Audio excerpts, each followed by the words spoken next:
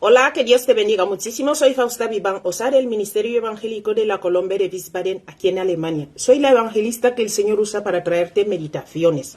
Y siempre que papá nos da una meditación, venimos aquí corriendo a compartirla contigo, porque es importantísimo que meditemos en este libro de la ley. Mira, ayer papá te voy a dar un trozo de lo poquito, de lo que el Señor nos dio ayer, no poquito, un poquito de lo que el Señor nos dio ayer. El Señor nos enseñó ayer que David y Natán habían decidido, o sea, David que tenía el anhelo en el corazón de construir una casa a Jehová, al Señor, y era un anhelo buenísimo, ¿verdad? David estaba viendo que estaba viviendo en una casa de cedro y el arca de Jehová viviendo entre cortinas, y al hombre le dolió, y como todo buen cristiano, pues dijo al profeta Natán, quiero construirle una casa al Señor porque me siento mal. Entonces Natán le dijo, haz lo que está en tu corazón, porque Dios está contigo. Natán ni siquiera tomó el tiempo de orar para ver si es la voluntad de Dios. ¿Cuántos hemos metido así la pata pensando que es la voluntad de Dios y el Señor no está ahí? Entonces, vamos aquí hoy, vamos a hablar, vamos a seguir meditando en Primera de Crónicas 17, el versículo del 3 al 10. Y vamos a leer ahí, vamos a ver todo lo que Dios le respondió a Natán. Le dijo a Natán para responderle a David, porque recuerda que Natán era el profeta en ese tiempo. Bien, vamos allá, leemos en la cobertura del Padre, del Hijo y del Espíritu Santo. Dice, en aquella misma noche vino palabra de Dios a Natán. ¿Ves? Dios ya le habló directamente, aunque el profeta no oró, pero Dios le habló.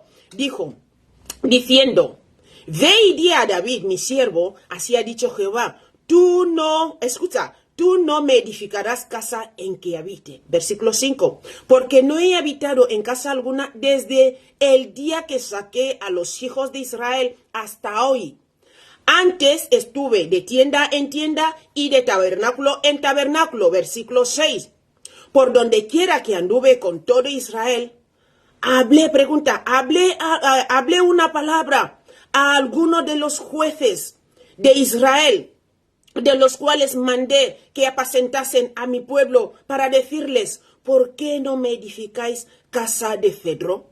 Le pregunta, ¿yo alguna vez lo he hablado? Súper fuerte. Versículo 7, por tanto, ahora dirás a mi siervo David, así ha dicho Jehová de los ejércitos, yo te tomé del redil, de detrás de las ovejas, para que fueses príncipe sobre mi pueblo Israel.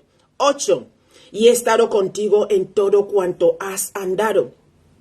Y he cortado a todos tus enemigos delante de ti, y te haré gran nombre. Fíjate, le trae aquí una promesa, un pacto. Como el nombre de los grandes en la tierra. Versículo 9.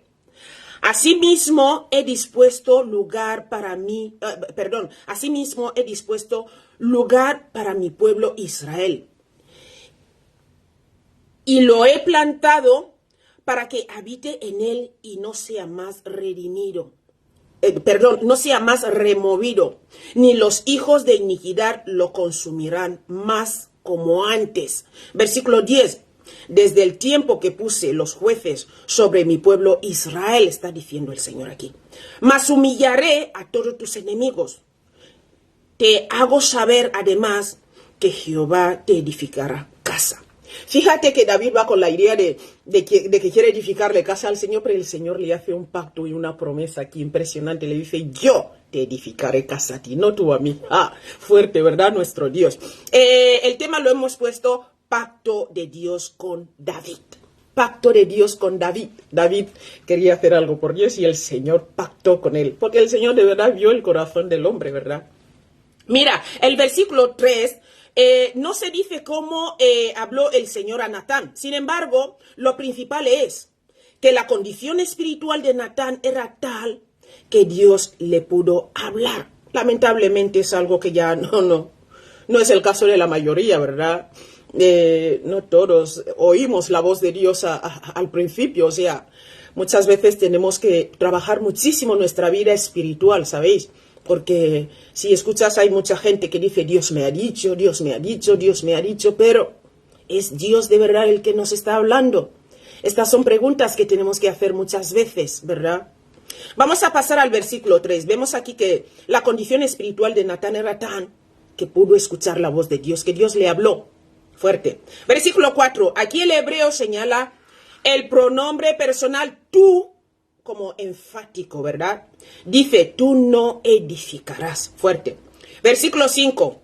Aquí habla de Egipto, ¿verdad? Que les sacó de Egipto. El Señor quiere recordar a David cuán seguro y fielmente él había compartido la peregrinación y la iniquidad, y la inquietud de su pueblo. Perdón. Sigo andando de narices, ¿verdad?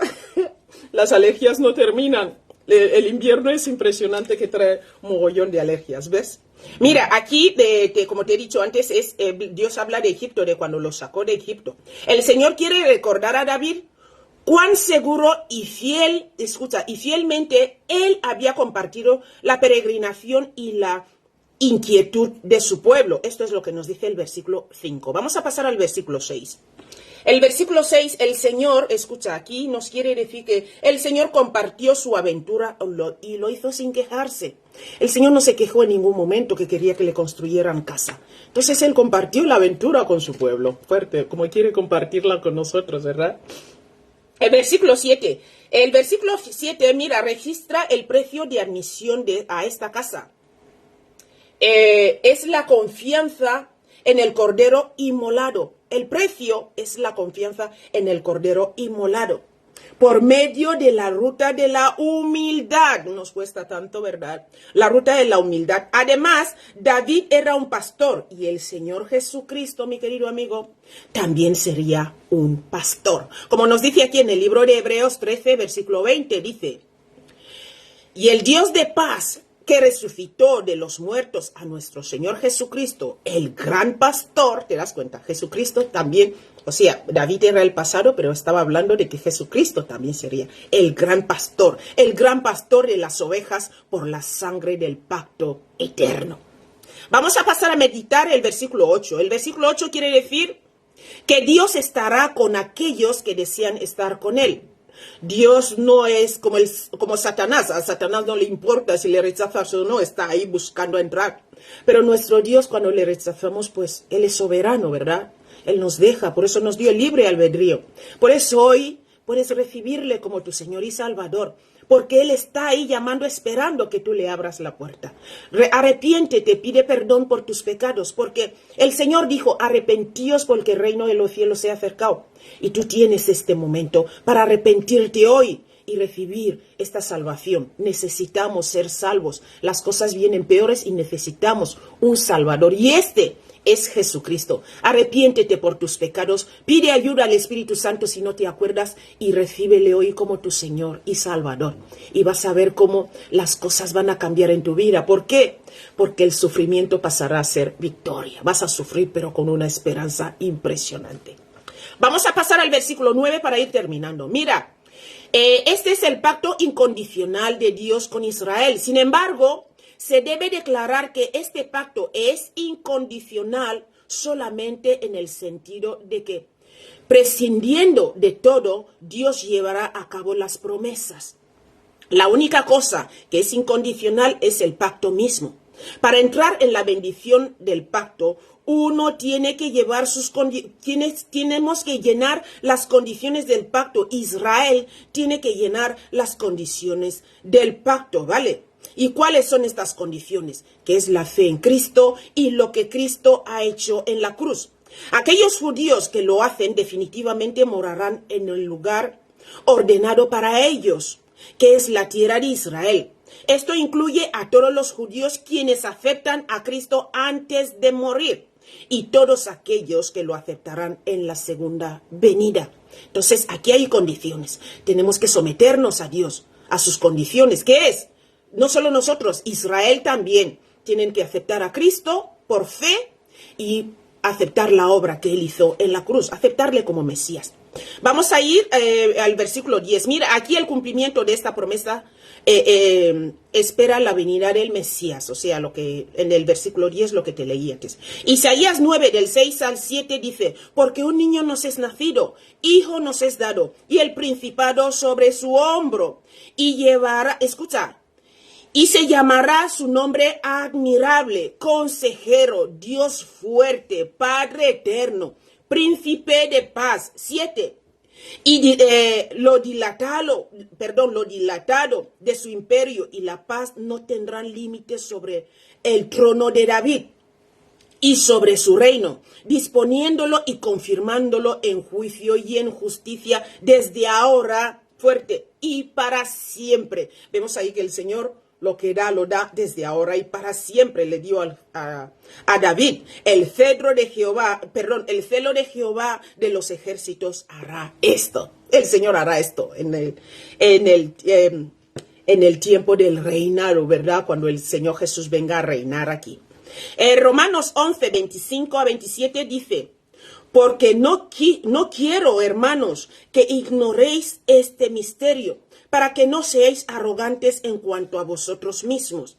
Dice que ha acontecido a Israel endurecimiento en parte hasta que haya entrado la plenitud de los gentiles, versículo 26. Y luego todo Israel será salvo.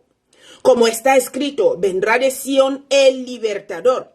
Y apartará de Jacob la impiedad, versículo 27. Y este será mi pacto con ellos cuando yo quite sus pecados. Todo esto lo va a hacer el Señor cuando Israel reciba por fe al Señor Jesús. Israel reconozca esta obra maravillosa que Él hizo en la cruz. Mi querido amigo, no vamos a hacer el vídeo más largo. Que Dios te bendiga muchísimo y nos vemos mañana si Dios quiere. Un abrazo grande. Hasta luego.